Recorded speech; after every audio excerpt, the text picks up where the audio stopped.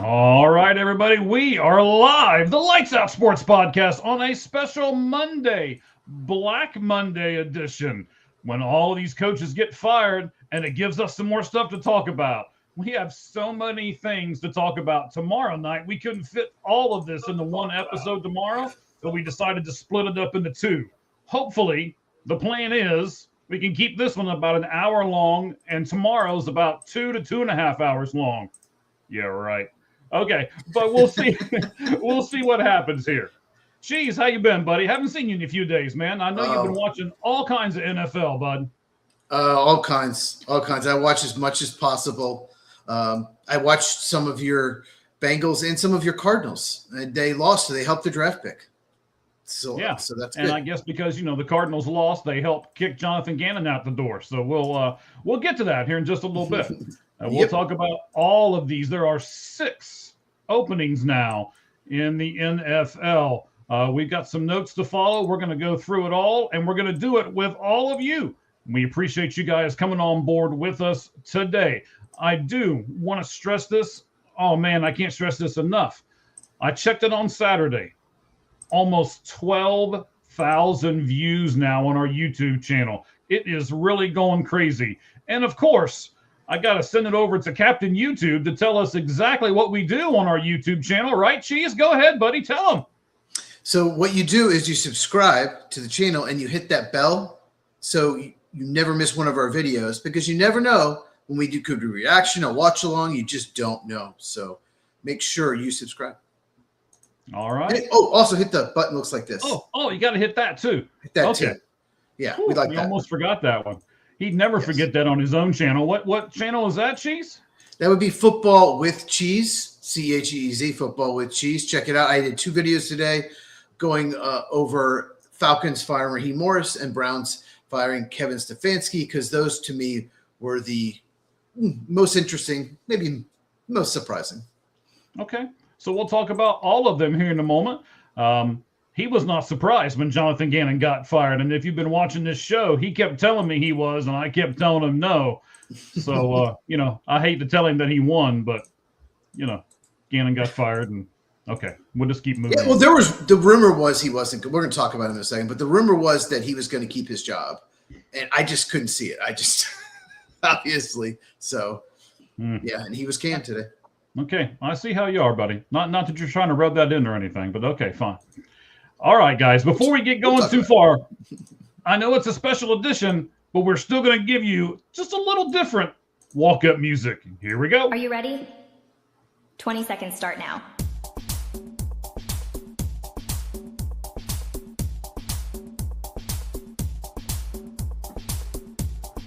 Ten seconds remaining. 5, 4, 3, 2, 1.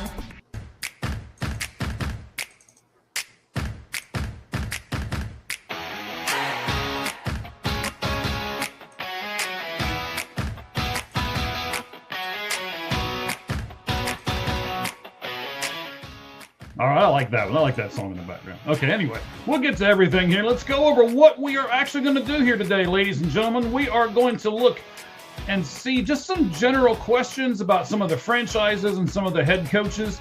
And then we'll jump into strength of schedule before it's all said and done. And then we'll actually take it one coach at a time. We'll start with the Titans. Then we'll go to the Falcons. And then the Browns. Then we'll jump into the Raiders. Then the Giants and the Cardinals. We got a poll question out there. We'll get to that in a couple moments as well. And then we are going to conclude this episode of the Lights Out Sports Podcast with our predictions on exactly who will take over all of those 6 teams.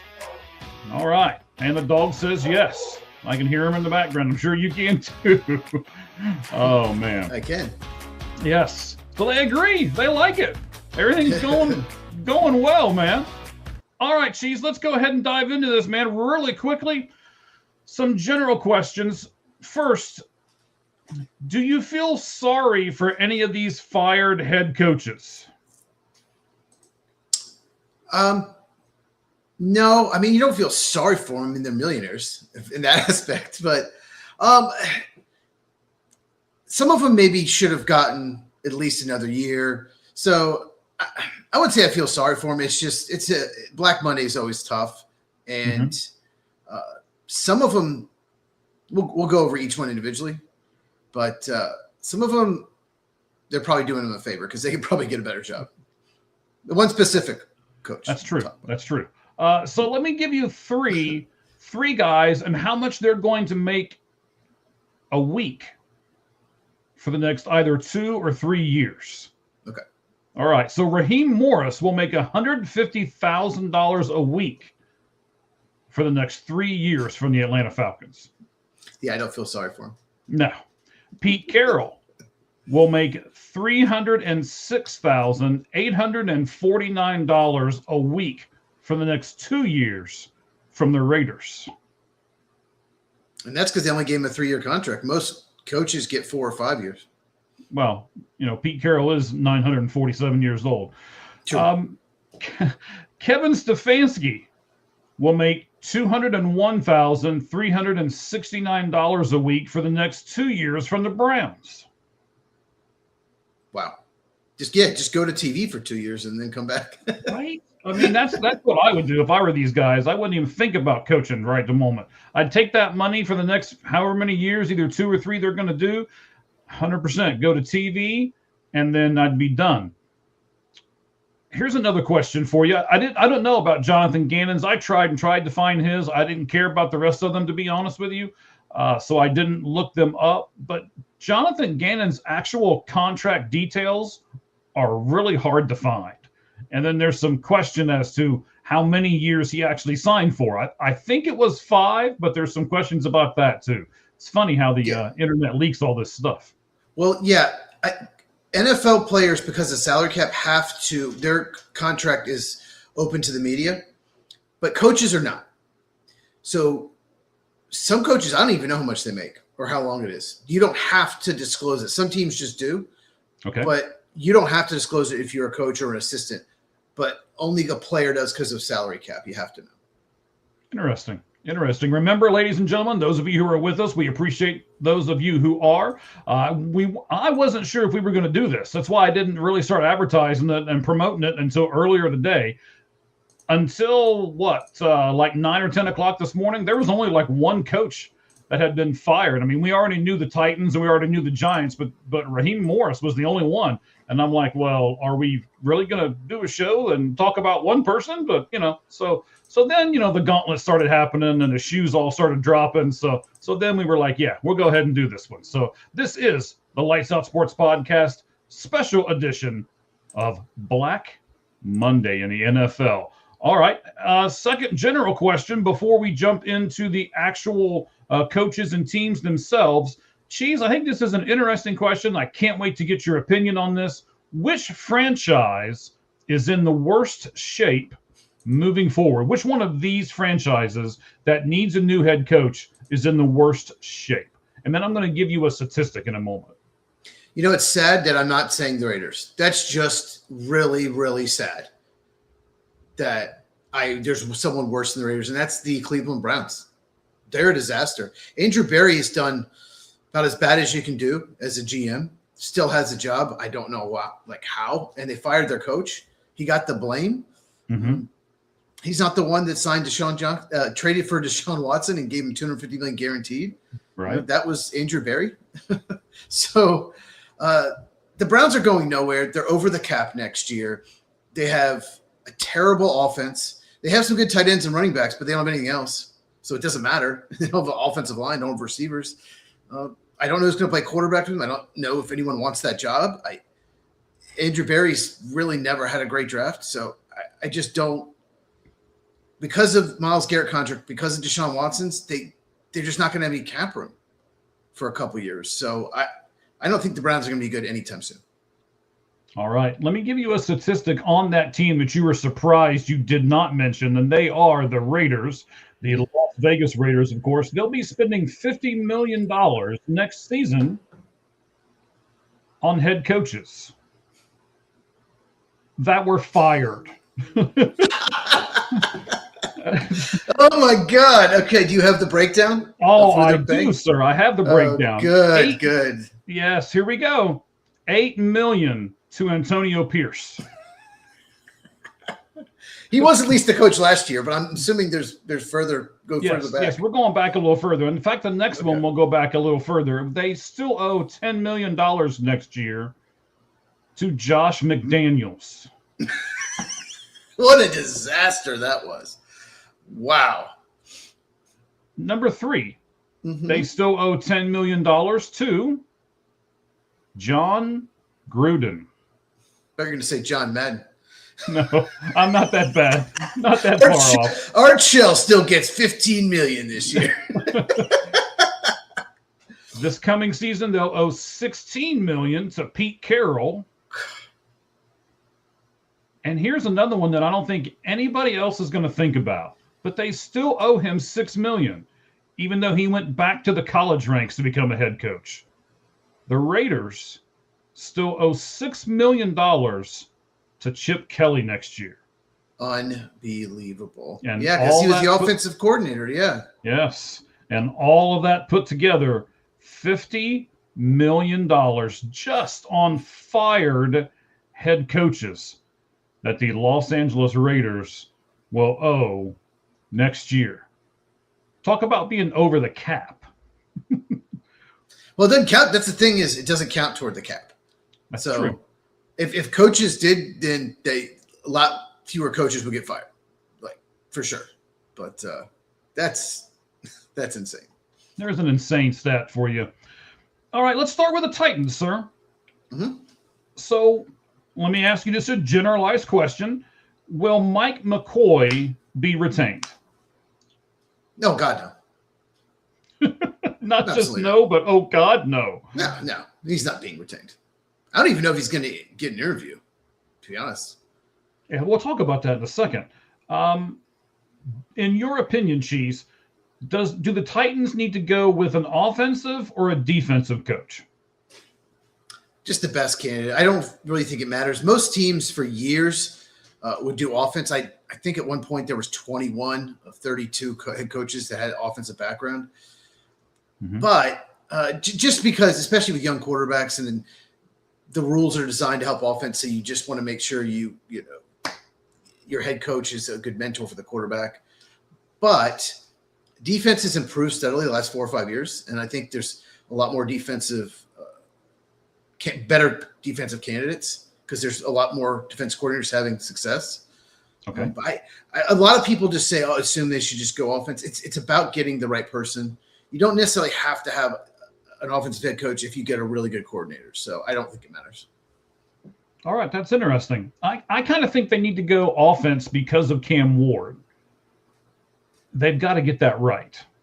I think they will. Same with the Falcons. I think they will for Michael Penix. But you don't want to just say, I'm going to eliminate half the candidates because I'm only going to go offense. I'm just going to interview offense. I think that would be a mistake. You want to make sure you get the right guy, not necessarily like an offensive guru. All right, I get that. So I forgot this. Let me throw this in here real quick before we jump into these too much. We talked about this off air. I wanted to bring this up right now. The NFL has already released all the schedules for next year. We all know who they're playing, home and away, right? It was funny. Cheese and I were talking about this off air, and he was rattling off, this team's going to play this, and I'm just like, okay. I don't know how you keep track of all of it, but at the That's same all point, up here too. I didn't look. That's just all up here. I know it was. Was. Yeah, at the same point, my wife makes fun of me all the time because I can rattle off batting average and all kinds of this stuff on a bunch of different Major League Baseball players. That's just kind of where I'm the baseball guy, you're the football guy. So I guess it shouldn't surprise me that you can rattle all that stuff off. Do you think if a team has a low strength of schedule, that it becomes a more a better destination for a new coach because they know they're going to play a weak strength of schedule? There's evidence that it's very helpful. So 14 of the 17 games you play the same as your division, and the other 3 could be a huge difference. New England, Chicago, last place schedule. Mm-hmm. Denver, third place schedule. Look how well they've done. Jacksonville, I think, was third place. It's really beneficial to Panthers, I think, played third place. Yeah, so you're saying third place in their division, so they played last year, so they get easier schedule. Yeah, gotcha. Like the example we were talking about before the show was the Bears got to play the Raiders, while the rest of the division played the Chargers, the Chiefs, and the Broncos, and they all lost. That's a win the Bears gained, and they won the division. So to answer your question, possibly if you're a last place schedule, you might look good in your first year. Because we're going to play an easier schedule than the first place, especially a team that may have underachieved, like the Giants. I think underachieved, like the Cardinals. So, yeah, I think so. Of course. No, go ahead. Go ahead and finish your No, thought. I was just saying, yeah, I think it's possible. I don't think it's the biggest factor, but I think it's possible. All right. So, I'm not going to bring this up unless I have the 32 teams strength of schedules right here in front of me. And I just so happen to have it right here. So let's start at the bottom and go to the top, because you're going to be interested in some of these teams. Okay. The team that has the worst strength of schedule is the Cleveland Browns. Oh, the hardest schedule? No, the easiest. I'm sorry. We're starting easiest and going to hardest. Okay. So the easiest schedule next year is the Cleveland Browns. They won't do anything with it. No, but their job is open right now. So maybe they can use that to get somebody. Then the New Orleans Saints, then the Cincinnati Bengals, then the Indianapolis Colts, and then at 28, the Atlanta Falcons. Their job is open.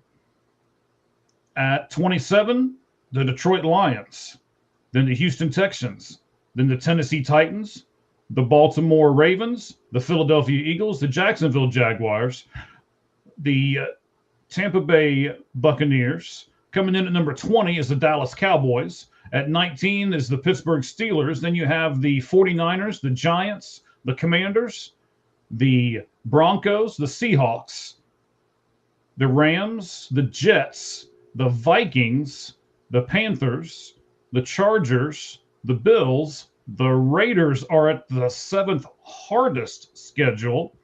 Because they have a brutal division. Yeah. Yes. Then here's number 6. The New England Patriots jump all the way up to the 6th hardest schedule next year. Kansas City has the 5th. The Cardinals have the 4th. Green Bay. Oh, man. Oh, yeah. Once again, brutal division. Yeah. Yes, the Cardinals have the 4th. Okay. Green Bay has the 3rd. Of course. The Miami Dolphins have the 2nd hardest. And again, you're right, because of the division in which they play. And because they won the division this year. The team next year that you can make fun of the entire season that has the hardest strength of schedule, the Chicago Bears. Yep. They had a real easy schedule this year. So, yeah, if you're in a brutal division, obviously it's going to change. And you mentioned the Browns and Bengals were low. Well, their division stinks right now. So that helps make it easier. But, yeah, Browns, last place in a bad division. You're going to get an easier schedule. All right, so here in a few moments, we're going to, as we end this show, we're going to give our predictions as to where each one of these teams is going to go for their next head coach. And then you guys can vote on 4 teams that we kind of thought would possibly change head coaches. So here's the thing. Here's your poll question that's over there right now on All Gloves Off SM on X. And I'm sure that's now my good buddy Cheese has reposted it for us, so it's probably over on his account as well. It is. It is, which of these 4 NFL teams should have made a change in head coach? And you've got these 4 teams to choose from: the Miami Dolphins, the Cincinnati Bengals, the Baltimore Ravens, and the Indianapolis Colts. And I'll tell you this, for those of you who haven't looked at it yet, one of those 4 teams has 0 votes. 0 votes. It's kind of interesting to me. We'll get to that here in just a few moments. But, so we said that you don't think Mike McCoy is going to be retained for the Titans. You said best available, kind of like when you do draft board stuff, right? You're not really looking for, is there an offensive guy I want? Is there a defensive guy I want? A lot of teams go in and do best available. So that's what you're thinking that the Titans should do for their next head coach. And I want to give you some quotes from Mike McCoy that he said over the last couple of days. And then we'll go over these for a moment, and then we'll move on to the Falcons. Mike McCoy said, "I'd love to be here. I love this place. I love this organization. It's a special place. I want to help this organization win."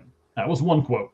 A second one, "I can't thank everybody involved enough, and that goes from the top down. This was an amazing opportunity." This was an amazing opportunity, his words, "and I never thought I'd be doing this again, probably at this level." That was the second quote. Here's the third one. "I love leading. It's just, I can't thank these guys enough. It's really not just the players and coaches, but the entire organization for the way they rallied around our plan and what we wanted to do." What did they want to do? Lose? He won 2 games since he took over. And the problem with all of these quotes, Cheese, is he didn't give the Titans not one reason to retain him. He's just saying how great they are and how much he'd like to be there. If I'm trying to stay there as a head coach, I'm going to say, well, this is what I did, and this is what the players did under me, and this is what he didn't do any of that. So my question to you is, why should they even think about hiring him? Why should they even give him an interview at this point?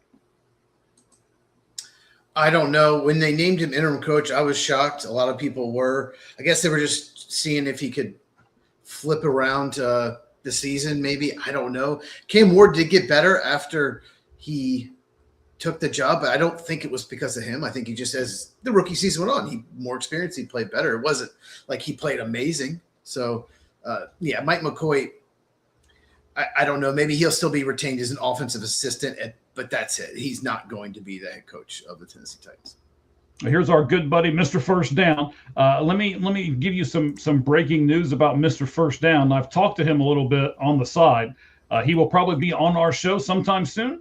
And more than likely, when we do our draft special, Mr. First Down has already said, count me in. So we'll be doing another draft special as well. So he said, the lights aren't out. I paid the bill. And he says, as a Titans fan, I'm excited. Cheese, would you be excited as a Titans fan? Well, nowhere to go but up. Got to get the right coach. Got to trade down to get more picks. Need a couple new starters in the offensive line, and need a number 1 receiver. Need a lot of help on defense. So I don't know. I'm not sure if Tony Pollard's a free agent or not, running back, but they might need a future running back. But could use an upgraded tight end. There's a lot. They need a lot, but nowhere to go up. And they play a last place schedule, but they typically do. And because they finished last place, they get to play at Detroit because Detroit finished last place. So that sucks. Okay. We're trying to make him happy right now, right? I mean, what are you doing over there? Well, the Lions, you mentioned the schedule. The Lions have been a first-place schedule for a few years now, and they finally get a last-place schedule. So when the Bears are playing the Jaguars, they're going to be playing the Titans. So, we'll see if the Lions could be they could go right back to being like 12, 13, 14-win team. We'll see. Yes, and we appreciate you reposting the stream for us. Thank you very much. All of you can do that if you so desire, and you guys can all chat us, just like Mr. First Down and Wrestling what? I don't know, whatever that is. The Wrestling Podcast, yeah. This one. I'll show them on the screen one more time so that you can take their number down. I don't know what that little symbol is after it. I don't know. I'm old. I can barely see that thing. I think it's a newspaper, like Post, like Read Post. Oh, okay. Well, look at you. Okay, your eyes are better than mine, which isn't saying a whole lot. So it really isn't. It really isn't. Thanks for agreeing so fast. I appreciate it. No so you've problem. got the poll question you can go over and vote on. You have the ability to vote on another poll question too. Cheese, you're putting up a poll question, right? What do you got for us, bud? Yeah, so my poll is, let me pull up here. What 6th or 7th seed in the playoffs has the best chance to reach the Super Bowl? And that would be the 49ers, Bills, Packers, or Chargers. And it's on my channel at Football Cheese on X, at Football CHEEZ. And it's going to expire sometime during our podcast tomorrow night, and that's when we'll go over which. And right now, there's only 2 votes so far, so make sure you check it out. Well, you've only had it up there for like 15 minutes, man. Don't sell yourself short, okay? You'll get a ton of votes, I'm sure. Oh yeah, I'll do it after the show. It's got 6 views, so that's why it'll get more. It will. It will. All right, so let's go to the Falcons. We've talked about the Titans. Let's go to the Falcons here for a moment. Raheem Morris, they let him go. They finished the season 8-9, and that's by far the best record of any team on this list. So, Cheese, help me make sense of this. Why'd they let him go? So I did a video. Make sure you check out my channel at Football with Cheese, where I go real in depth about it. But the main reason is I think they want an offensive head coach. Just the exact thing I said don't do. Michael Penix Jr. played well the last 4 or 5 games last year after they benched Kirk Cousins, and it looked like he was going to have a breakout year. Maybe not Drake May breakout, but they expected him to play well, and he didn't. And then he got hurt. And I think they want to bring in a coach who has quarterback coach experience, play calling experience, and offensive coach to see if they can fix him. Because they went heavy in the draft and gave up future first-round pick for defense, and they really improved the defense. They probably have the most athletic defensive line in the NFL, but the offense got way worse. And you have Bijan Robinson, this playmaker. You have Drake London. So they have to get good quarterback play. And they should have won the division. They tied for first, 3-way tie. They should have with their talent on the roster. And I guess they felt like Raheem Morris should have done more. And, that loss to the Jets, that was probably it. If they beat the Jets, they one of the worst teams in the NFL, they would have made the playoffs. So. All right, let's see. Ramen on Wheels here has commented on the Atlanta Falcons. She says it might hurt for some Falcons fans to see him go, but being stuck is just okay. Probably hurts more. Hopefully they get the next move right. And, we've talked about the Pittsburgh Steelers in the past, how they're just kind of stuck in mediocrity. Yeah, you don't want to be that in any sport. Being in the middle, not getting a great draft pick, not being able to get free agents and stuff like that, that's the worst place to be. Thank you, Rama. We appreciate that. And we agree with you, right, Cheese? Yeah, I agree. I think that's back-to-back years. I think they were 8-9 last year. Could be wrong. But that's the worst you can do is just win 8 or 9 games every year in, year out, because you're not going to pick in the top 10, and you're not going to make the playoffs. You're not going to get the fans excited. So, yeah, the worst thing you can be is just average every year. So the team and the players didn't seem to quit on him, and he also seems to be a good leader. Would you agree with both of those statements, sir? I think so, and they finished really strong. They were playing well. If they had made the postseason, I wouldn't want to play them. They were playing really well to end the year. They beat the Rams a couple weeks ago. So, and they got rid of their GM, Terry Fontenot, too. I think they just wanted just a clean slate. And they're doing the thing that probably the smart move. They're hiring a firm. And we'll talk when we – well, no, I guess no, we'll go ahead. Because I didn't know they were hiring a firm. You're going to give me information here. I like when teams hire a firm. You're like, why are they hiring a firm? Why aren't they just trusting their personnel? Let me just tell you what the Dolphins are doing with their GM search. They hired Troy Aikman as a consultant. What a dumb move. What is Troy Aikman? He's been in TV for 20 years now?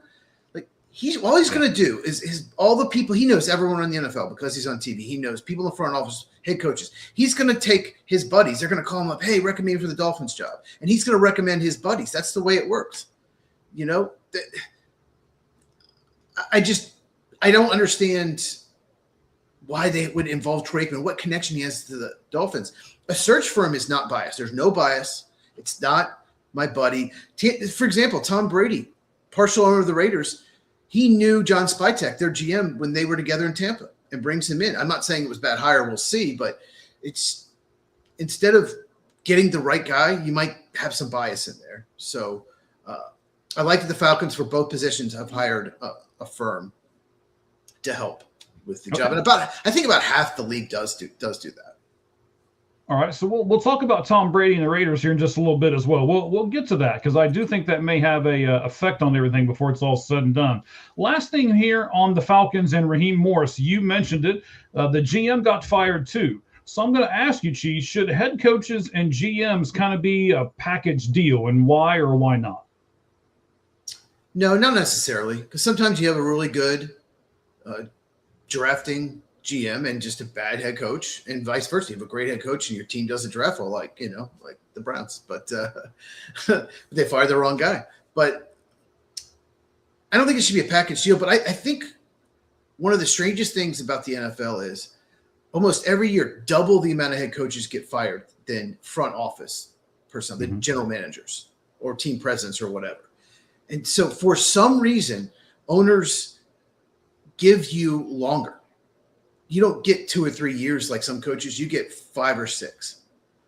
So I just think some of these GMs that keep their jobs shouldn't. And some of these coaches that get fired also shouldn't. Like, I think coaches get too much blame. And I think, GMs will come out and just say, well, wasn't we expected? And I'm thinking, look at your last 3 drafts. You're blaming the coach and firing him. It's just like, it just doesn't make sense to me that front office guys get longer leash.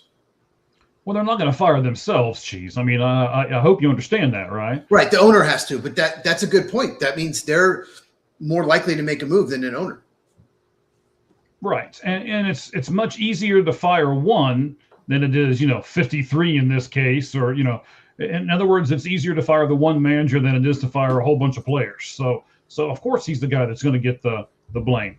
What I'm surprised at, since we're talking about this for a second, I'm really surprised that offensive coordinators and defensive coordinators don't get knocked out before the head coach does.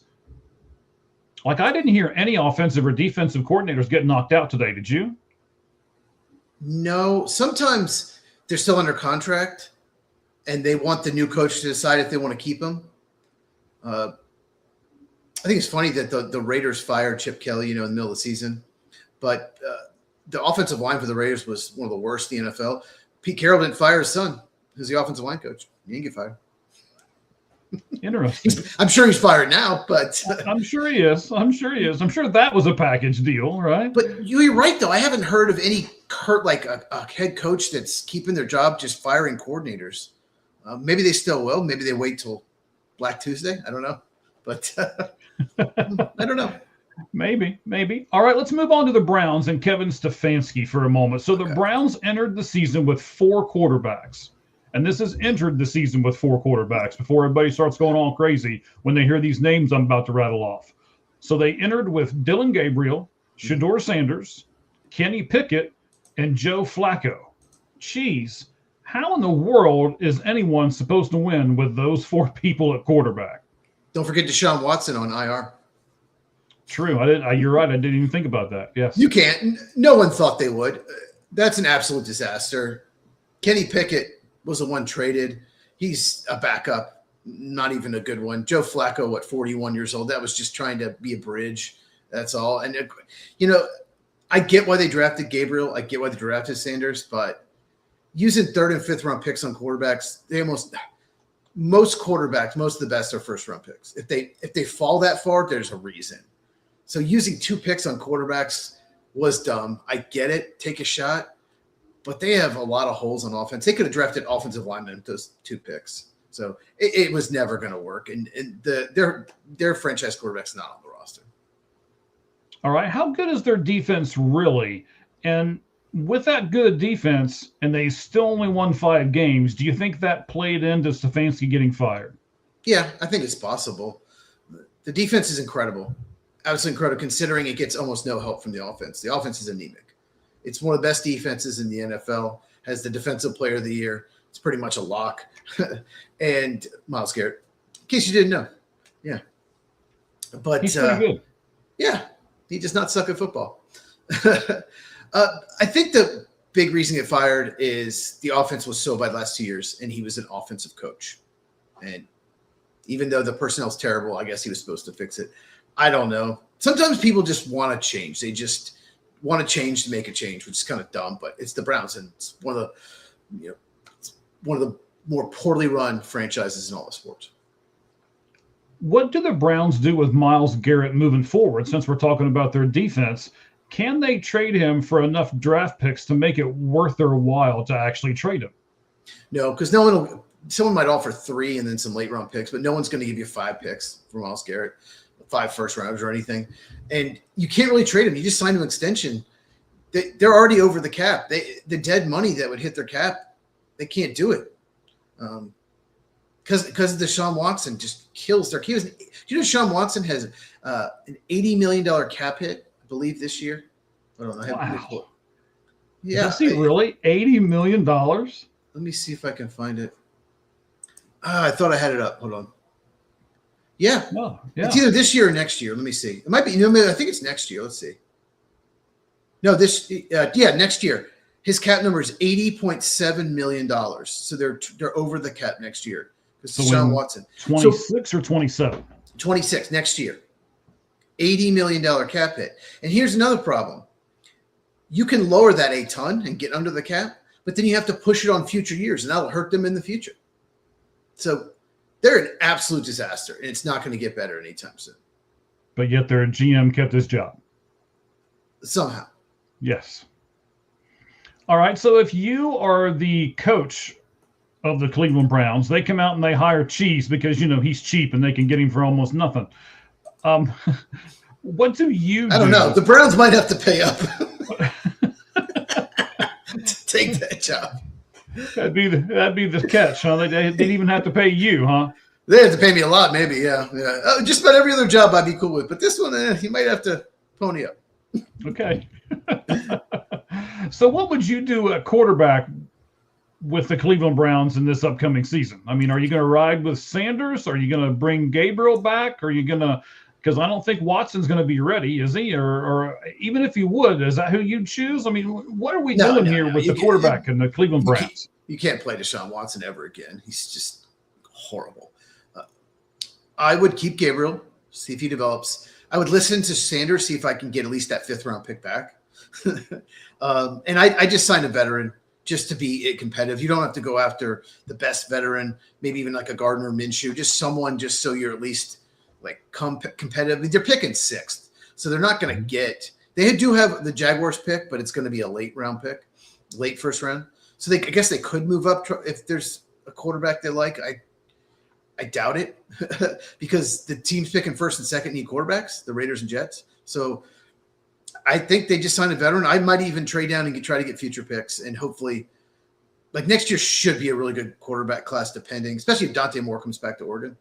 So just they got to sign a veteran just to, maybe help mentor Gabriel, maybe just, be somewhat competitive next year. But I don't see a quick fix in the draft where they're picking. All right, so you've got Myles Garrett that you can't trade. You're over the cap. You have no clue as to what in the world you're doing at quarterback. With all of these issues, will anyone really want to be the head coach of the Cleveland Browns? That's a good point.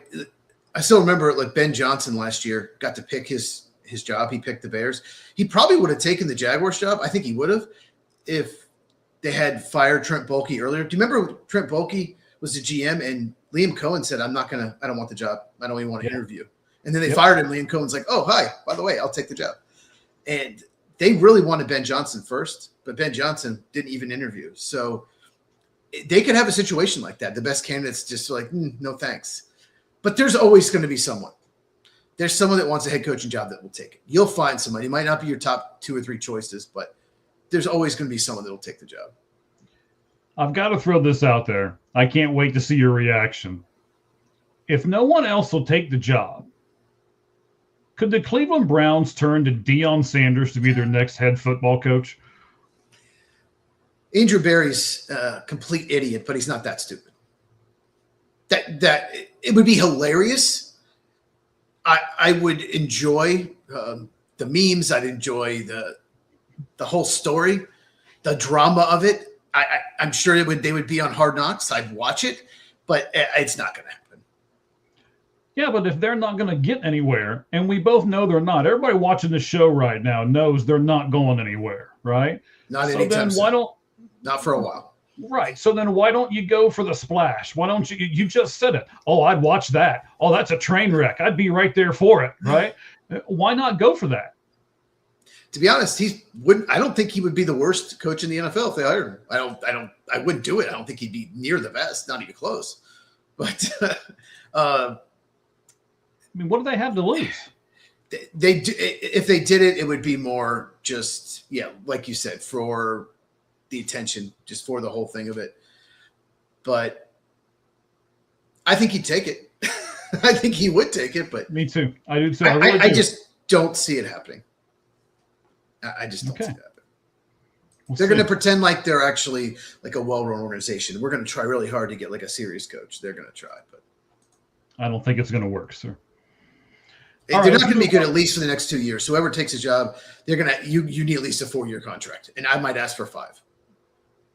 Yeah, because we went over all the money that all these coaches are going to get regardless. 150,000, 306,000, 201,000, and that's per week. That's for week. Morris, Carroll, and Stefanski. That's a week.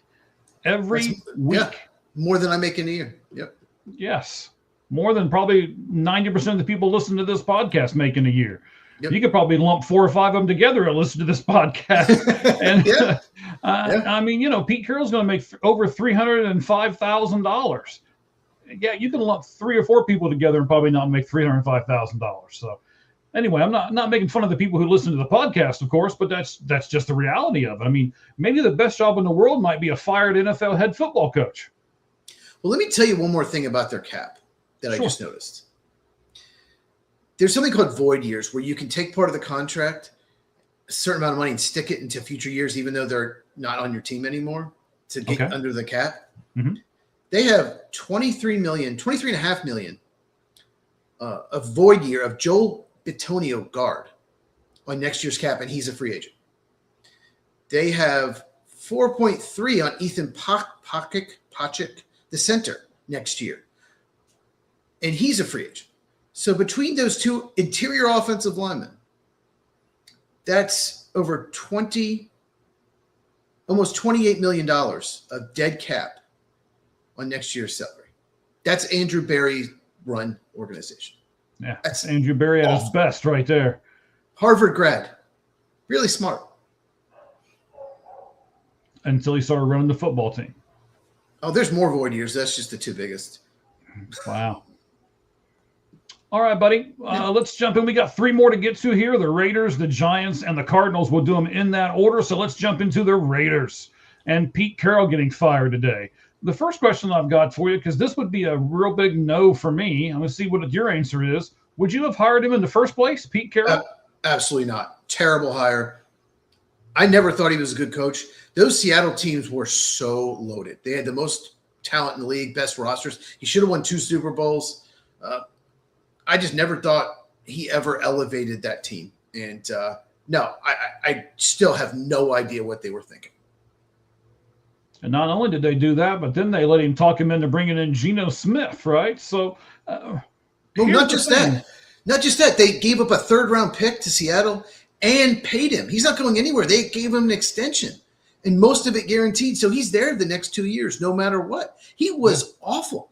If the Browns and Vikings didn't have quarterbacks, then he would be the worst quarterback in the league last year. Like this past year, the worst.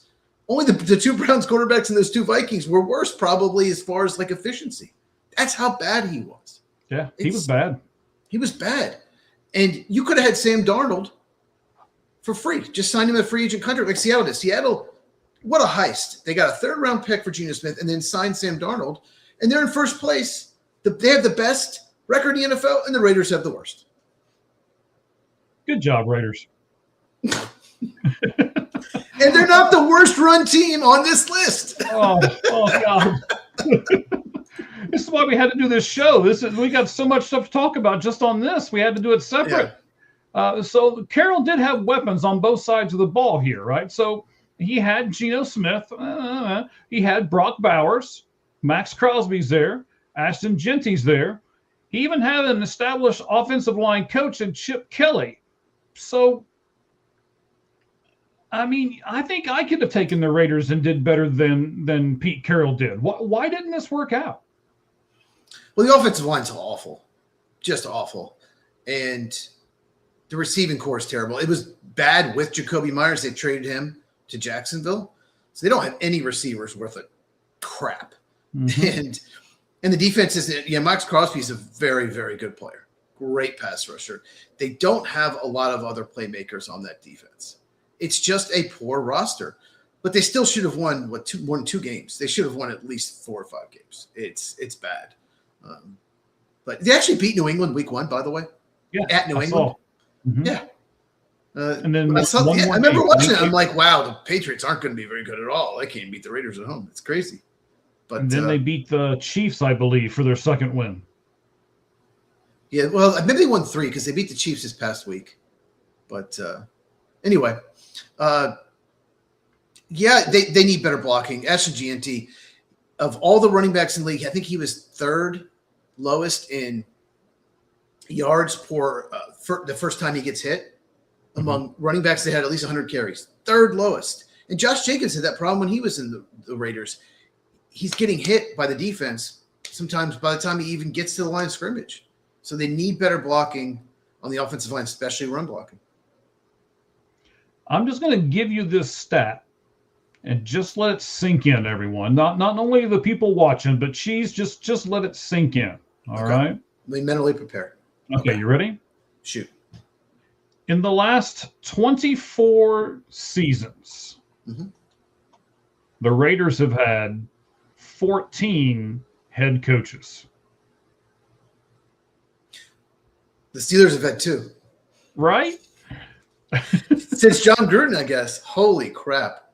Okay, can you name all 14? No, and I wasn't even going to try. I could probably get 10 of them, but we don't need to go there. Yeah, well, let's not. They're all terrible people. But let's look at this, though. And I think this is an interesting dynamic between the 14 head coaches in the last 24 years and the fact that this team, the Las Vegas Raiders, might be the most attractive team on this entire list because they've got Brock Bowers and Max Crosby and Ashton Gianti, and they're going to have the number 1 overall pick. So, Cheese, I'm just going to flat out ask you, is this the best head coaching job that's open in the NFL right now? You might have a disgruntled Max Crosby, but the number 1 pick is huge. I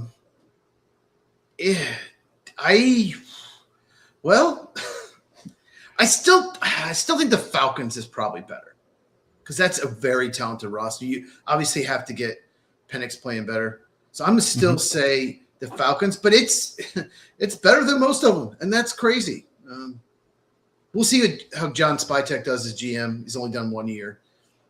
But, yeah, I'd say probably I don't know. The Giants, I don't know. It's tough. But I would say Falcons is best. Okay. Last thing here on the Raiders. Let's look at the Tom Brady factor. Of course, we know Tom Brady owns a minimal part of the Las Vegas Raiders. And he's already talking about, there's already articles out there that he's going to bring in this big collection of old Patriot guys to run everything. Brian Flores as the coach, the defensive coordinator of the Vikings right now. Brian Dable is the offensive coordinator of the Chargers currently. And Jesse Minter is the defensive coordinator, I believe, of the Chargers as well. I may have messed up one of those. Jesse Minter, yeah. He used to be at Michigan, and that's Tom Brady went to Michigan. There's that connection there. He was Jim Harbaug's defense coordinator in Michigan. Now he's there at the Chargers. Okay, so he is at the Chargers. All right. I wrote it down kind of funky. I thought maybe I messed it up. So Brian Flores, head coach.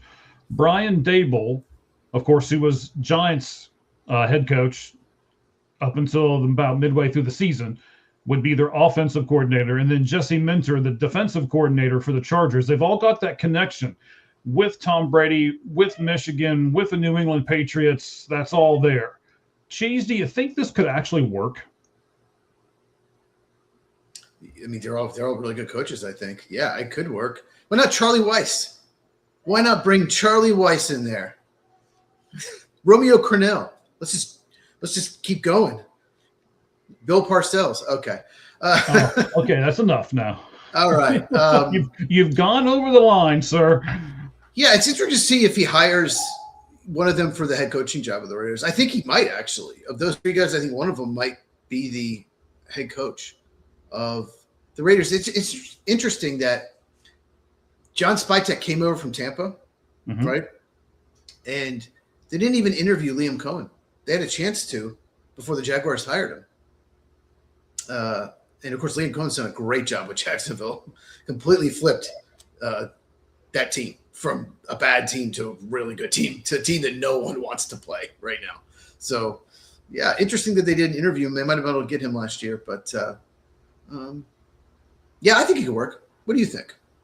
I actually think so too. I'm just not sure about Brian Daboll as the offensive coordinator. He crashed and burned in New York so bad. I don't know what you'd get from him as an offensive coordinator, but he is a good offensive-minded coach. So, we'll it's kind see. of I mean, he was the offensive coordinator for the Bills, but they had Josh Allen and then Stephon Diggs, and then was it really Brian Daboll, this great coordinator, or was he just in a really good offense? I just don't know. in the air yet, right? I just don't really. Freeman says, "Oh, he's this offensive genius."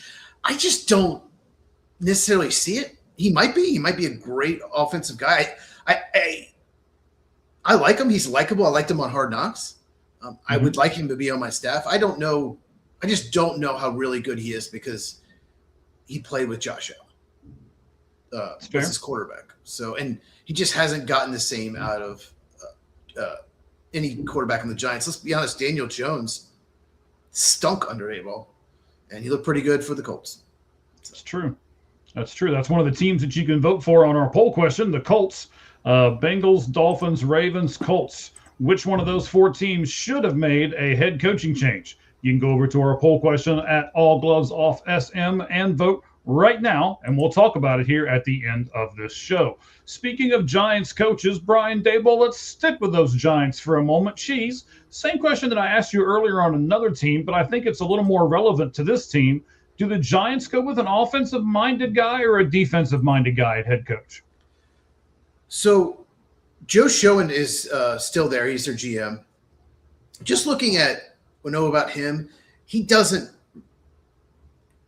matter to him. And looking at the candidates, it's offensive and defensive guys. So a lot of people think it's going to be someone offensive, but they're going to interview some defensive candidates too. So I don't think it's really a preference. It's really just about getting the right guy. You need the right fit for your organization, the right leader that's going to get the most out of the players and develop them. That's what you need. It sounds simple. It's hard to find good coaches, because a lot of them get, we get 6 to 8 fired every year, and we have 6 so far now, 6 openings so far. So there could still be another firing or 2. You never know. You think so? I haven't heard anything out of Baltimore. There's been a rumor that they might just want a new voice in the locker room from John Harbaugh. I don't know if Mike Tomlin's going to quit if they lose first round or if they're going to fire him. I don't know what's going to happen in Green Bay with Matt LaFleur if they get destroyed by Chicago, because that will not be okay. Well, Sam, we'll talk about that in a second. So I think there's some other teams. It's possible. There's even a rumor, I don't see it, that Sean McDermott could be let go if the Bills lose first round. So, I got to do a deeper dive, Sam, on Mendoza. I got to watch more film. I'm so glad I get to watch him probably 2 more games. Let's be honest, beating Indiana. But I want to do a deeper dive on him because I have heard some people say that he's not a typical number 1 overall. Like, he's not as good as you think. He's looked pretty darn good, looked pretty efficient, but we'll see. So I need to really do a little bit deeper dive on him. But yeah, we will talk a lot about Mendoza in the draft as we get closer in the spring. I looked at a couple things over the weekend, and I watched more college than I did NFL over the weekend. I went back and rewatched a lot of the bowl games and stuff like that I didn't get a chance to do because, honestly, the NFL was terrible. We pretty much already knew what was going to happen, and I think most of us could predict the winners of most of the games before they even started. So I didn't watch any of I watched the second half of the Steelers and Baltimore game. Sorry. That was it. I'm so sorry. So let's just talk about that game real quick. And Panthers, Buccaneers, right? Mm-hmm. And Steelers, Ravens, both huge games for the division, right? Turned out the Panthers, Buccaneers wasn't for the division, but because the Falcons, Saints game. But still, stakes, huge. Mm-hmm. All of those teams, all 4 of them, looked like they did not want to win. All 4 of them played like crap. The Steelers and Ravens both made 5 or 6 just awful things, missed kicks, There was a play where the Steelers had a linebacker covering Zay Flowers down the middle of the field, the best receiver on the Ravens. They have a linebacker covering on the Ravens, to be honest. Patrick Queen, he's not even a good linebacker. Like, just complete breakdowns by both teams, missed extra point. Then it was a disaster. Both teams, if the Steelers play like that against the Texans, they're going to get killed. If the Panthers play like that against the Rams, they're going to get killed.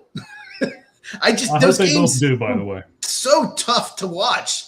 Oh my God. Well, I don't think an 8-9 team should be hosting a playoff game, but anyway.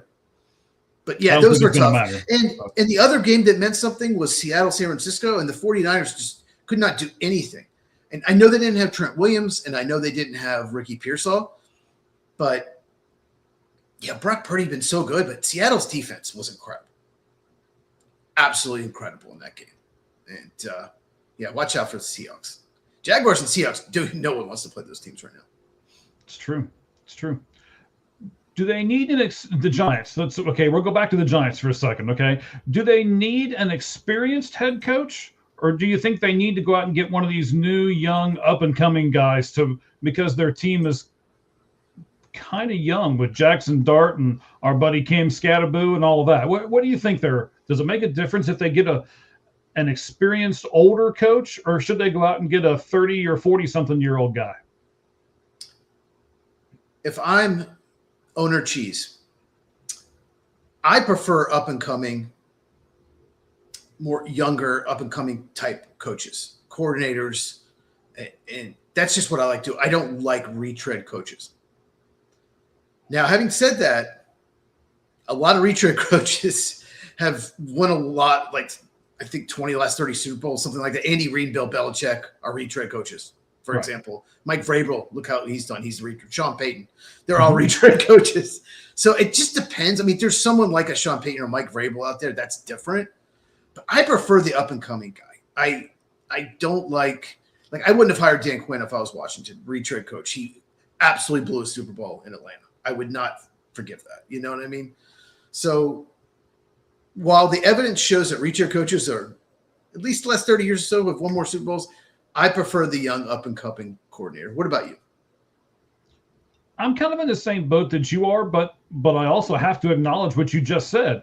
The up-and-coming guys, I mean, I like a lot of them, but they're not as successful, it doesn't seem, as the retread coaches.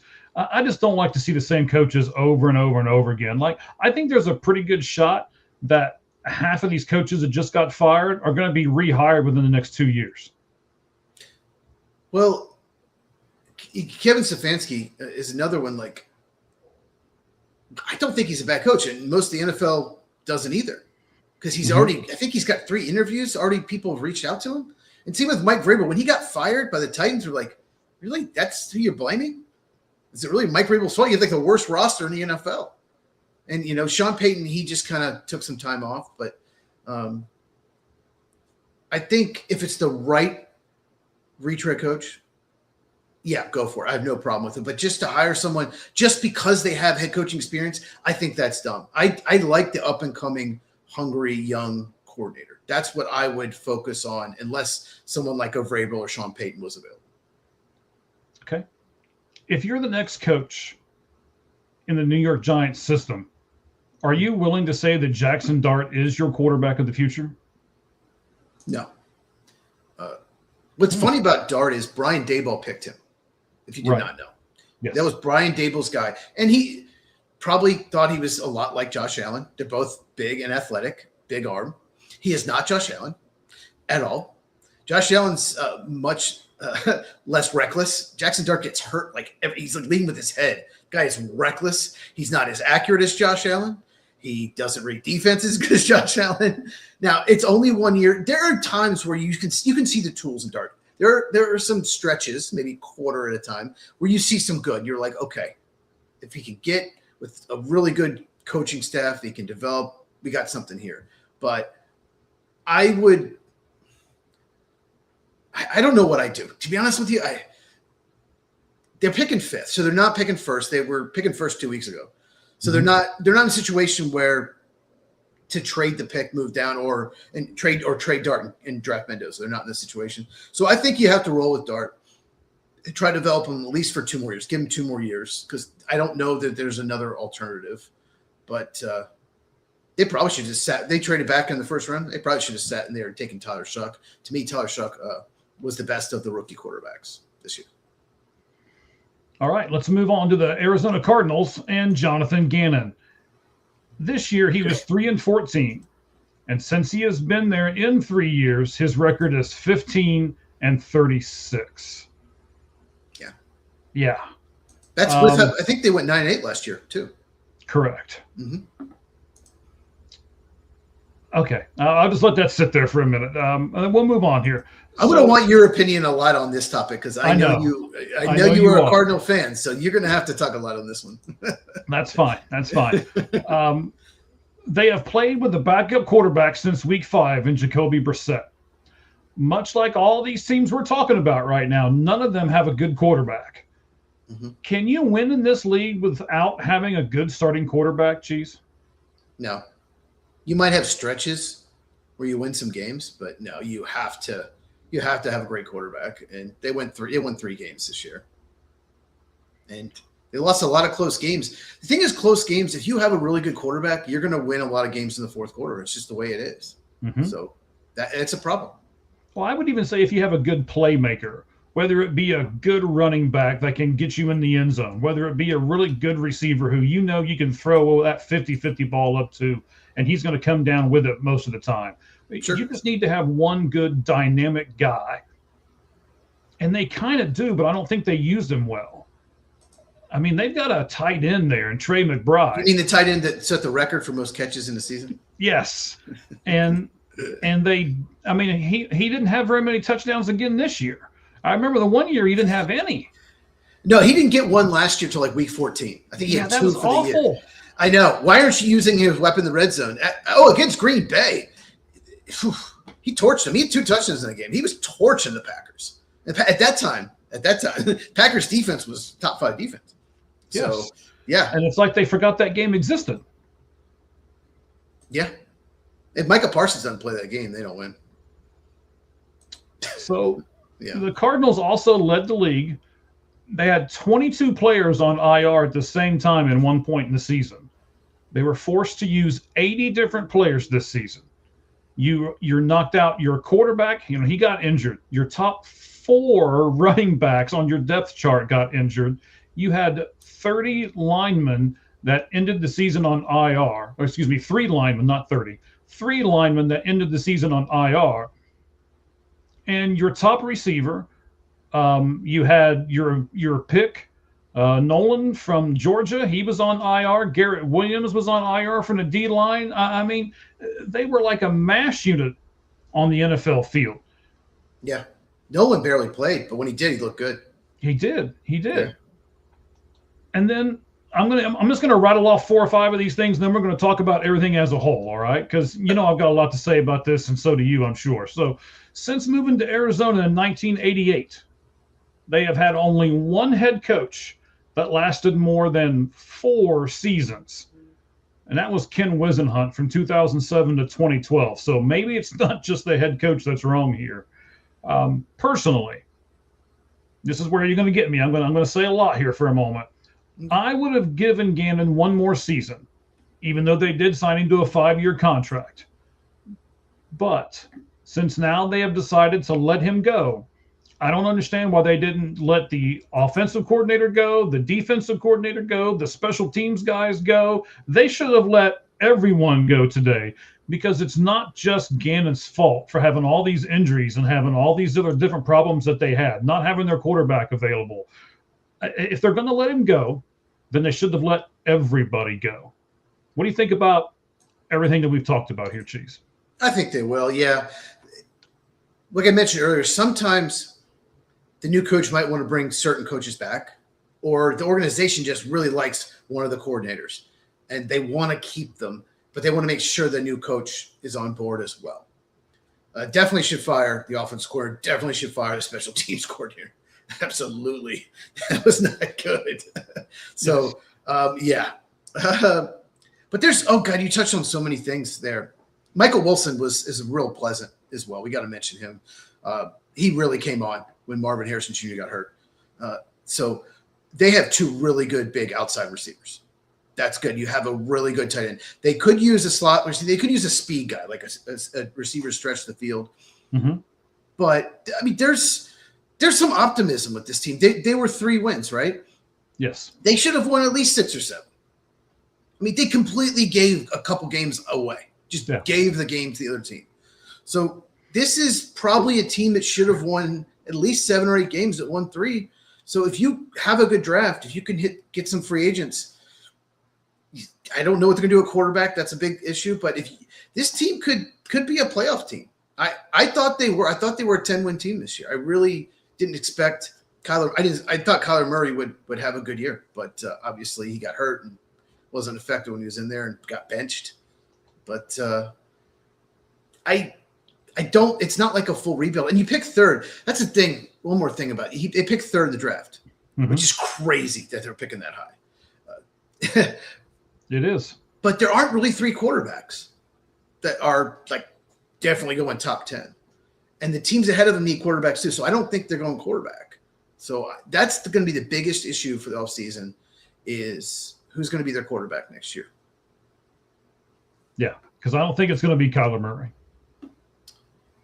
And then who do you get? I mean, Jacoby Brissett does have 1 more year in his contract.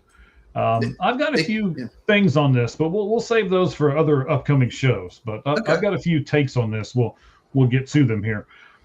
Okay. Anything else you want to talk about as far as Jonathan Gannon goes? I mean, I don't want to say I'm upset about it. This is not the choice I would have made. I get it. It just, I didn't see. I know he's a defensive coach. Mm-hmm. But I just did not see, especially on offense, I didn't see enough players in motion. I saw Marvin Harrison Jr. line up on the same side all the time. I never saw him in the slot against a better matchup. I just didn't see, like you said, they didn't target Trey McBride enough in the red zone, especially last year. Why are you not doing these things? It goes back to the head coach. You're the leader. You need to make sure this stuff gets done. I just see a lot of things that I don't like. So I would have done the exact same thing. I would have made this move as well. I think they can do better. And I want to say this at the end so we're going to do the poll question, and then we're going to give our predictions on who's going to be the next head coach of all of these teams here. We'll take them one by one. I think this is a good-looking team for a coach. I mean, when you and I see some of the problems, right? We see the Trey McBride problems. We see the motion problems. We see the Marvin Harrison Jr.'s got to be better thing. It's very vanilla offense. It's very vanilla, predictable kind of offense to me. Just watching them on film. Yeah. Well, even talking to other players and stuff, that they knew the plays before they were coming, because if they weren't in some kind of vanilla thing, they only had like 6 or 7 little sprinkles that they'd toss in there, and when they would the person on a in a different spot, they knew what play was coming, so they knew how to defend it. I think if you just change this offense around some, the defense isn't terrible, and they've got Budda Baker on defense. You've got Thompson on defense. You've got you got a lot of pieces. You got a lot of Ohio State pieces. Josh Sweat had a good year. You have Walter Nolan. Yeah, Will Johnson. Walter Nolan, Will Johnson. That combination could end up being just this draft. You could end up talking about it. I really like their draft. And who knows? Maybe Budda Baker wants someone to play next to him, and they had the best safety combo in the league. Maybe Caleb Downs at number 3 gets drafted by the Cardinals. There you go. Arvell Reese improved the defense because, we'll see. Can you imagine Budda Baker, Caleb Downs? Yes. I want to imagine Budda Baker, Caleb Downs. Yes. Usually safeties don't go that high, but Caleb Downs is just one of those. Yeah, he's special talents. Absolutely. All right, ladies and gentlemen, let's go over the poll question, and then we'll say who we think is going to take over for all of these players, and then we'll bid you adieu until tomorrow, when we're not going to do baseball tomorrow because we're going to have a special guest the week after. I'll tell you about him here in just a moment. So let's go ahead and do the Lights Out special edition poll question for tonight. Which of these 4 NFL teams should have made a change at head coach? You had the Cincinnati Bengals, the Miami Dolphins, the Baltimore Ravens, and the Indianapolis Colts. Since we went on the air, this has changed some. So it's kind of interesting. The one thing that did not change was one of those teams still doesn't have any votes for changing their coach. The Indianapolis Colts have 0. No one voted for the Indianapolis Colts. 13% of our viewers voted for the Baltimore Ravens. 40% of our viewers voted for the Cincinnati Bengals. And the team that they thought should have changed their head coach the most from the people who voted on our poll were the Miami Dolphins at 47%. Cheese, who'd you vote for? I voted for the Bengals. I would totally disagree with the poll. Mike McDaniel is not the problem. In fact, he did as good a job as any with that terrible roster. The bad thing for Mike McDaniel is he wasn't fired. He can get a better job because the Dolphins are going nowhere because their roster stinks. But no, I thought the Bengals, to me, Ted Taylor, I know there's some big weaknesses on the roster, but at the same time, it just feels like they have games where they just don't even show up. They're not doing anything. And that really bothers me. That Baltimore Ravens game this year and this past game against the Browns, it's just terrible. They lay a brick, and they have 3 or 4 games every year, and it cost them the playoffs last year. They completely blew some games. So I probably would have made a change, but really Duke Tobin's one I really would have fired from Cincinnati. But they're not making a change. What do you think? They're going. I've said this for a long time, and actually – there were a couple of people here who commented on this that I should probably shout out here. Let me remember how to get to that part of everything. There we go. Nope, wrong button. Let's see here. Little old Dave, he's at DM_4USA, says just Miami, in my opinion, because injuries plagued the other 3. The Bengals are still a playoff team as well as the Ravens and the Colts. I messaged him back and said, I'm not sure if being a borderline playoff team keeps you from firing your head coach. But Baltimore, go ahead. Well, I mean, they were there. They looked awful last night, but they were there. They won that game. They're in the playoffs. So I get his point. Go ahead. You want to comment on what he said? Well, it's just the Ravens, they were expected to be so much better than that. I think their over-under was 11.5. Like, I expected the Ravens to be just – I thought they'd win the division. I thought they'd be one of the best teams in the NFL. In fact, I could be wrong. I don't know if you remember. I have it. No, I have the notes. Sorry, people could text me. Like, are you podcasting right now? Yes.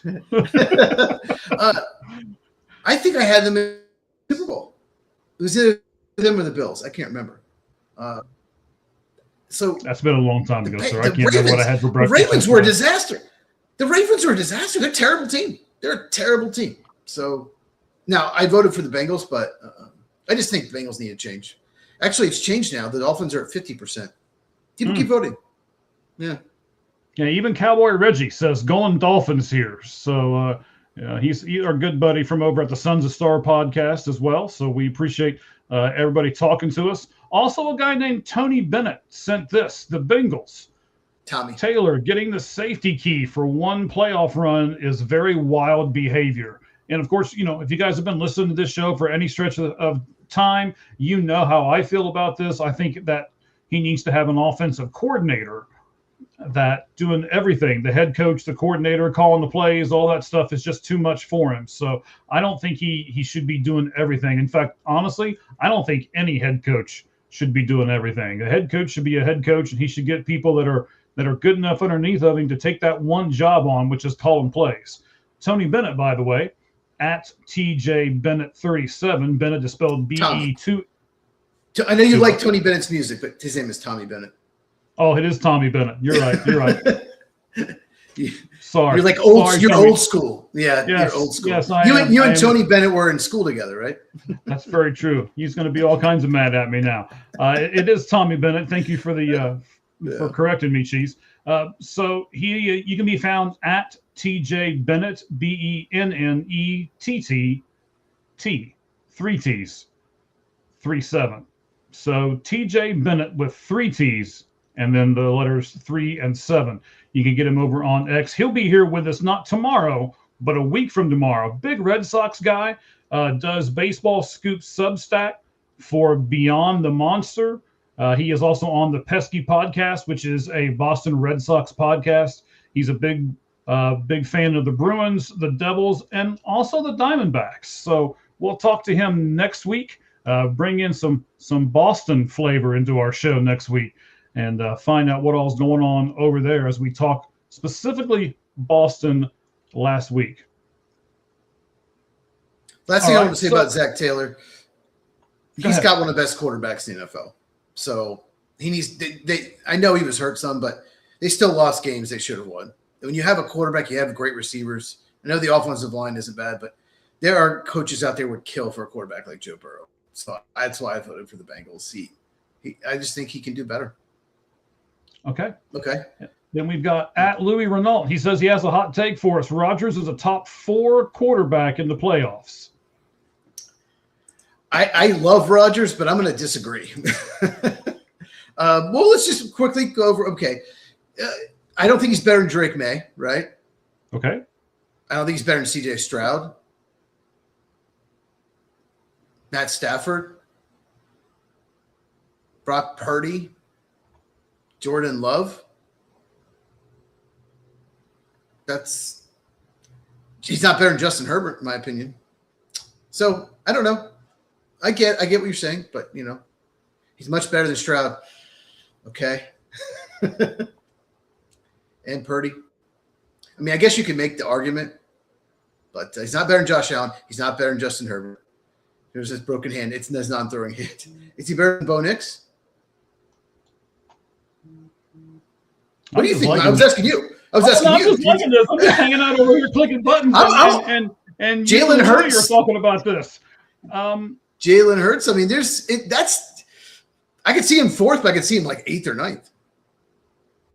Trevor Lawrence has been playing well.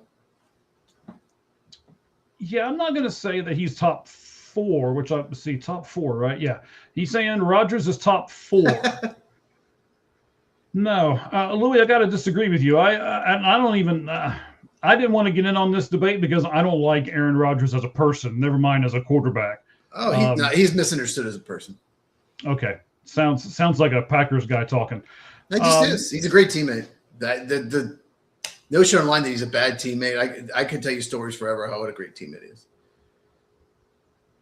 Okay, so I'm going to read this out to you here. So he says, here's my argument. It's basically Rodgers.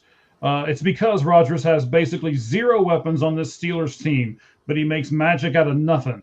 Gets 3 touchdowns with no DK. Oh, with no DK. Okay, against the Ravens last night out of nowhere. The Ravens kind of beat themselves last night too, though. I mean, they made some really stupid mistakes. Calvin Austin did that double move, and that Raven corner bit so bad on that. No, I think Aaron's playing better than people give him credit for. I do. I just don't think he's top 4. Yeah, the top 4 part I'll disagree with, but I can. He just can't move like most of the other quarterbacks in the playoffs. Right. He just can't move like them. I think that, I will say he looks revived here over the last 2 or 3 games, though. So maybe he can give you what he's got left down the stretch, and maybe that's good enough to get him. I mean, I think if the Steelers win 1 playoff game, that's almost like a big win for them because they have not done it in so long. I think he did play pretty well yesterday for the most part. I'm a little biased. I think he's played better. I think he's played better in the second half of the season. Houston is 3.5-point favorites. So, but it is at home and it's cold weather and it's a dome team. So, yeah, I could, if they do win, and they could win. I don't know if I'm going to pick them to win, but and he gets DK Metcalf back. Here's the biggest problem with the Steelers. There's so many games where, and maybe it's Arthur Smith, the offensive coordinator's fault. I don't know. But there's so many games where they're just not using DK Metcalf right. What does DK Metcalf have? Size and speed down the field. That's how Seattle used him. And they're throwing little screens, little hitches, little delays to him. It's like, no. just he's also not really a great contested catch guy. Get him in the open field where he can absolutely destroy you. And they finally started doing that a little more as the season went on. So it definitely hurt in the game against the Browns not having him, but they will get him back. But the Steelers Texans, we'll talk about that tomorrow. But it's an interesting matchup. I could go off right now, but we'll talk about it tomorrow.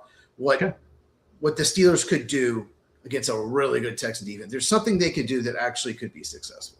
All right. I'll be interested to hear that tomorrow. Louis, I'm sure you will too. And Louis, thank you very much for commenting. We appreciate it. We went off track to talk about what you wanted to talk about real quick. So fans, those of you who are doing that, not another one, Louis. Don't do this to me. Keep them coming. So I love TJ Watt. I love him to death. He's not top 3. Good player. He's a great player. He's a great player. He's not top 3 defender. But he did come back from a serious injury to play for the Browns last night. Punctured a lung or something. Yeah. Yeah, punctured lung. Ow. That's just ow. Did it with some knee? I don't know what was going on with that. That whole situation's weird. Yeah. Yeah, they didn't talk about it a whole lot, but he came back, and so everybody was happy. But I will tell you this: Cheese mentioned it earlier. All these people are texting me about Rodgers. He's top 4. He's not top 4. These people text me. Just put it in the comments, people. Don't text me. Man, we get if you're listening to us, hit a comment and do it, people. Stop Have some guts, Cheese. right, Louis? Tell them, Louis. So I'll give this part to Louis too. I appreciate you too. Both of us appreciate you, buddy. We really do. We love to interact with you guys. That's why we have the chat up here. We don't have to have it up here if we didn't want to. Trust me, we get a lot of bots and all kinds of stupid stuff that we scam out the entire time that I'm doing this. So, but what we do it for is for people like you, Louis, and for people like let's see, we had other people comment. Sam 9010 commented earlier. Ramen did. Mr. First Down. We appreciate each and every one of you guys coming on there. And doing it all the time. Did you see Watt's interception? Cameron Hayward bats the ball down. It hits back off Lamar right into TJ Watt's. That was really the difference in the game. They don't win the game without that play. Lamar Jackson. What happened to him? We could talk about that, but anyway. I don't know. We need to eventually. Appreciate you, Louis. I will tell you this, Louis. Aaron Rodgers did impress me with one thing last night. He impressed me that he can still throw that deep ball and can still do it accurately. He can still do it, man. He's got a great arm. God, you would think that would be the first thing to go is the arm strength as you get older, but it must not be, not with him. Yeah, and he's got such a quick release too. He can see a receiver get open and just flick his wrist and put zip on the ball. It's unbelievable. A lot of quarterbacks have to just wind up, and he just can get rid of it quick. He's always been amazing at that. Absolutely. All right, let's get to our. He's talked me into it. I'm putting him top 4. Are you? Are you going to do it? Why not? Why not? Why not? He's better than Purdy, Hurts, Darnold. Yeah, let's do it. Stroud. Why not? All right, are we going to pick? Oh yeah, we're going to do our pick here. Okay. That's what I'm. Okay, hang on. That's what I was throwing music in the background for. But sometimes when I do certain music, and that's why I did it real quick, sometimes it drowns you out. And I didn't want to drown you out. That's why I clicked right back out of it, because it was drowning you out. All right, so let's go with our picks here real quick, sir. I told my wife we'd be done early, and I'm not gonna live up to this one. So we're almost done. Yeah, almost. I told her an hour. Yeah, Rodgers could have better receivers. The biggest issue with the Steelers, why they won't make a huge run, is because they don't have another really good receiver besides DK. I don't know why they didn't do that, but anyway. Well, why didn't they get the guy? Lizardo? Why didn't they pick him up, Cheese? I don't think he's any better than any of their other receivers besides DK. But they traded George Pickens. George Pickens and Rodgers would have been so good together. Oh, they would have been great. It's the kind of receiver Rodgers loves, but I guess they weren't going to re-sign him. But they had to get another weapon. They had to, they traded second-round pick for Metcalf. They used a third-round pick on a running back from Iowa, who I like fine. He could be great, but God, there were some really good receivers sitting there in the third round they could have used. So, All right. I will Gibbs the GOAT. Give me just a second, buddy. I will get to you. I see you there too. So we're getting all these comments all of a sudden. We love it. So let's go one at a time here. The Titans. Who do you think will be the Titans' next head football coach? Okay. I haven't watched a second of NBA this year. Yeah, me either. So the Pistons are good. That's rare. If you say so, Gibbs cool. the GOAT. No, that's awesome for the Pistons because they're usually not very good. I'm going to go with Arthur Smith, the offensive coordinator of the Steelers. He's probably not the sexiest name. I don't think he did a good job in the game last night calling plays. But he loves two tight end sets and he loves to run the ball. The Titans want to run the ball. They love tight ends. He used to be their offensive coordinator. So under Vrabel, then he got the Falcons head coaching job. So yeah, I'm going to say Arthur Smith. Who you got? All right. Well, I'm going to take a guy who's supposed to be an offensive guru, even though he's already had one head coaching job and he didn't do very well there. Maybe the second one he'll do better. There you go. I like you too, Cheese. I like you better. Anyway, the Tennessee Titans are going to go with Cliff Kingsbury. Oh, that came in. I didn't think about him. Okay, so what do you think? Do you think he did a good job in Arizona? Tell me more. Like, how do you think he did a good job? Do you think he should have been fired? What do you think? Wait a minute. I'm going to put this up here, and I can't wait to see your reaction because I already know how disgusted you're going to be. Louis, you've just gone over the line, buddy.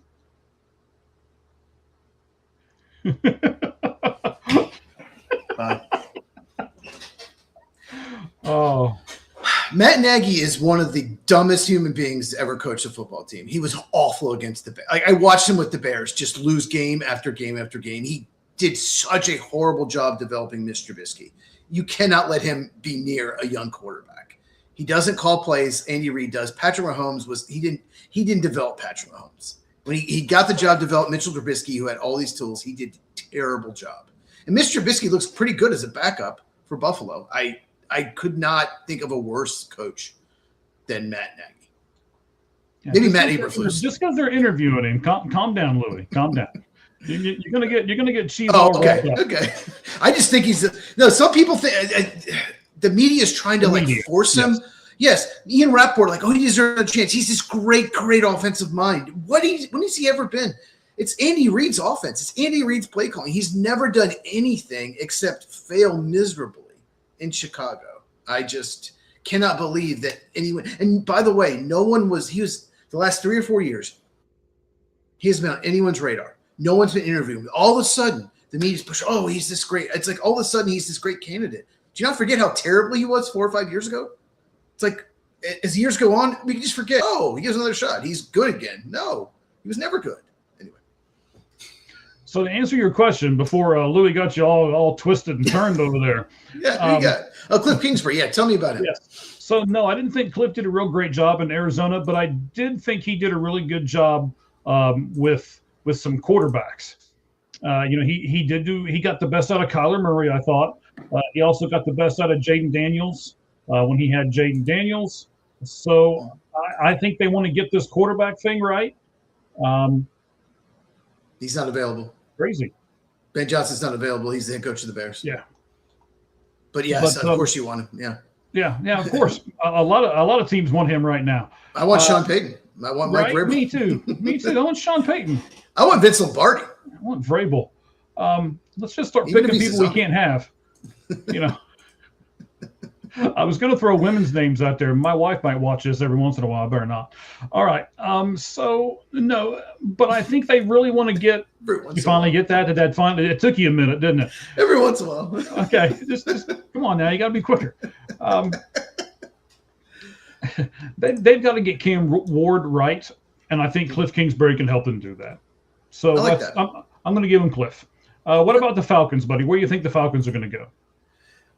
I think Clint Kubiak would be perfect. He's done such a good job with Seattle is their offensive coordinator. That offense is just outstanding. It would be such a good fit for what Atlanta has because they do like to run the ball, and you have to run the ball. Atlanta, they're set up to run the ball. At Bijan Robinson, and he did a real good job with the Saints offense without a lot of talent when he was the Saints offense coordinator. So yeah, to me, that'd be a perfect fit for the Falcons. Is Kubiak. All right, Kubiak there for the Falcons as far as Cheese goes. I'm going to give you a guy who was the ACC Coach of the Year. He's a former Notre Dame and LSU head coach in college, and I'm going to bring Brian Kelly into the NFL and put him with the Atlanta Falcons. I'm not even going to dignify that with a response. Oh, okay. Brian Kelly, really. Brian Kelly, yep. Yeah. He's got such a great temperament to be a coach. Yes. You don't have to have near as much of a temperament in the NFL. They let you get away with all kinds of stuff. Kelly. So a fired head coach in college is going to get a head coaching job in the NFL? Yes, but I guarantee you, before you're done with this list, you're going to give me at least one fired. You already have given me one fired NFL coach to be another NFL team's head coach. So I do have one more. I have one more retread coach on this list. I do. Okay. Who are the Browns going to get? I'm going to go with Joe Brady. He's defensive coordinator of the Buffalo Bills. He's been kind of a candidate the last couple of years, hasn't gotten a job. He might be doing the Ben Johnson thing, just picking his job, although if he's doing that, he's not going to pick the Browns. But he's just rumored as a candidate. They want to go maybe offense. So, yeah, give me Joe Brady of the offensive coordinator of the Bills. I think that's going to be a little bit different. And this is probably not going to be a popular. I mean, the last one's not going to be popular either, but this one's probably going to be even worse. I think they're going to go. Yeah, they're going to go defensive minded again because they know they have the defensive side of the ball at least halfway figured out. So they're going to bring in a head coach that's a really big and really good defensive minded head coach. And they're going to go take the guy that's the DC from Denver and bring him to Cleveland. They're going to get Vance Joseph to come in and be the Browns' new head coach. I like that. I like that hire. We will talk about him tomorrow on the Lights Out list. At the end of the show, we're going to do a top 10 coaching candidates. Of course, our list will be very different. Top 10 coaching candidates, and he will make my list. He will make my top 10. Brian Kelly will make mine, just so you know. He will not make mine. He wouldn't make my top 150 list. But I do not have Vance Joseph at any of these on this list today. But I do think he's a top 10 candidate. He just didn't make the list. Okay. What's next? What about the Raiders? The Raiders is next. You mentioned him earlier. I'm going to go with Jesse Minter. He's the defensive coordinator of the Chargers. The defensive coordinator at Michigan, did an amazing job there. He has probably done the most of any coordinator with the talent he has. I just think the Chargers have average at best talent on defense. In 2 straight years, both years he's been the coordinator, they have been like a top 5 defense. I think last year they were first in scoring defense. That's incredible considering what they have. So, yeah, I think the Brady-Michigan connection, I think Jesse Minter would be a really good fit. All right, I'm going to stay with that Brady connection. I said it earlier. Brian Flores, I think, is who's going to get this job. So you're going to give it to one Brady guy. I'm going to give it to another Brady guy. And I can almost bank that one of those 2 guys is going to get this job. So one of us is going to be right. Let's jump into the Giants. Real quick, Flores, we'll talk about him tomorrow. I'll be on my list tomorrow as well. Mm-hmm. The only reason he might not get a job is he has a lawsuit pending against some teams because he felt like they only interviewed him because of the Rooney Rule. They actually didn't take him serious as a candidate. So there is a lawsuit pending. So some teams might not want to hire him as a head coach till the lawsuit is completed. So that's the only – otherwise I think he would have had a job last year. Okay. I'm really surprised. I thought you would have this guy up here before too much longer. If not, I'm going to be really surprised here. Let's go to the Giants. Who are the Giants going to hire as their head coach? I'm hearing a lot of defensive coaches rumored for this. And I know it surprises. The name that I'm hearing is the favorite is Chris Shula, defensive coordinator of the Rams. Mm-hmm. Got a great last name. Yes. Yes, he is the grandson of Don Shula. So that's just what I'm hearing. Jeff Hafley, coordinator of the Packers, is rumored too. So there's a lot of names. There's like Matt Nagy, there's Mike McCarthy. God, oh my God. There's a lot of rumors, but I'm hearing that he may be the favorite. So I'll say him. All right, I'm going to pick somebody who's a little off the wall again because I just kind of like doing this. But because of the old Eagles connection, and since they're in the same division, this coach probably knows a lot about the goings-on inside of the Eagles locker room. And all of a sudden, he's a free agent. Jonathan Gannon is going to go to the Giants as their new head coach. Okay. Good job. Yes, I agree. I'm switching it. Okay, I've convinced you. Kind of like Louis did earlier, right? Aaron Rodgers is the top 4, and you take some chances, man. You like bold predictions. That's Mike bold prediction Valentine. Wow. No one else is going to predict that. If it happens, then you're a genius. I've got it all on my own. You good? I did not see that coming. That's more shocking than Brian Kelly to me. I did not see that coming. But I do think Jonathan Gannon will get an offensive coordinator job somewhere. I do. Okay, I think we have one team left. We do. What about Bobby Slowick? Slowick. So Bobby Slowick was the offensive coordinator of the Texans, did a great job, and then their offensive line collapsed last year, 2024 season, and he got the blame. It wasn't the offensive line. He got fired as offensive coordinator. Turns out, it really was the offensive line. I think Slowick's a very good coach. I think he will eventually be a head coach in the league, and I felt bad that he got fired. It really hurt his chance. It'll take years probably to become a head coach. He was a candidate. But, I really like Bobby Slowick. I like his offense. Okay. I think we may have the same person for this job. Maybe. I have a retread coach. Do you? Me too. Huh. Okay. This will be interesting because we have not Arizona? compared this list. Is this Arizona Cardinals? Yes, this is the Arizona Cardinals. Yeah, I got Kevin Stefanski. Why not? I think he did a good job in Cleveland to win 45 games, 56 losses with a terrible team. Why not go get him? He won Coach of the Year twice. Kevin Stefanski to the Arizona Cardinals. You do as well. Yeah, you're right. Yes. We predicted the same person. Okay. I was wondering if we get any of them the same. We rarely do, but we do. Okay. Yeah, go I'm ahead. with you. I think that Stefanski did a really good job. I think that this will be an interesting hire for him because I think he can come in. There's enough pieces there that it's a good team, but there's enough holes that he can make it his own team all at the same time. And I think that's what a real good head coach wants. He doesn't want to have to build everything up from the ground, and he doesn't want to have to take on somebody else's players. So he can kind of do both with the Arizona Cardinals, and I think he'll be really good. I think he's a good fit. I think it's a really, really good fit. And, that makes a ton of sense. That should happen. So finally, we got one. We agree. Finally. We agree. All right.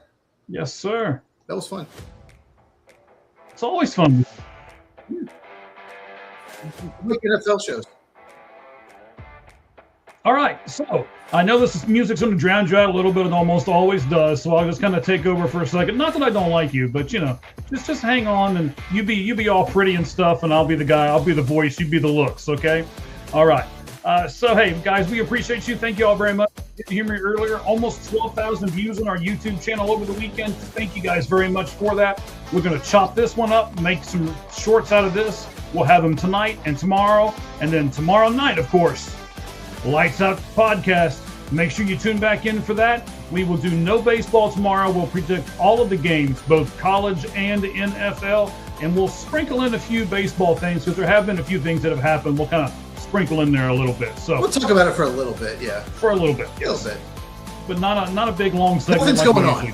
There's nothing going on right now, so yeah. Not a lot. I wouldn't say nothing, but not as much as there is everywhere else. And of course, remember, Tommy Bennett will be on with us the next Tuesday. You can check him out as well. We've got him up on our spot. And then, of course, as always, we're going to do the Lights Out list tomorrow. It will be the candidates that are the top 10 candidates for getting any of these coaching positions. All right, so... Well, I don't really control it, but okay. The program does it for us, Louis. That's why we bought the program.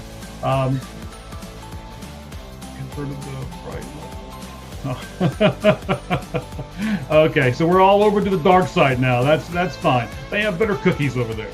All right, guys. Hey, we appreciate you all very much. All of you that have commented, thank you for that. See us tomorrow.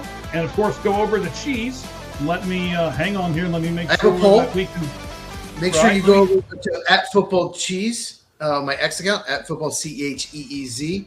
It is what 6th or 7th seed has the best chance to reach Super Bowl? 49ers, Bills, Packers, or Chargers.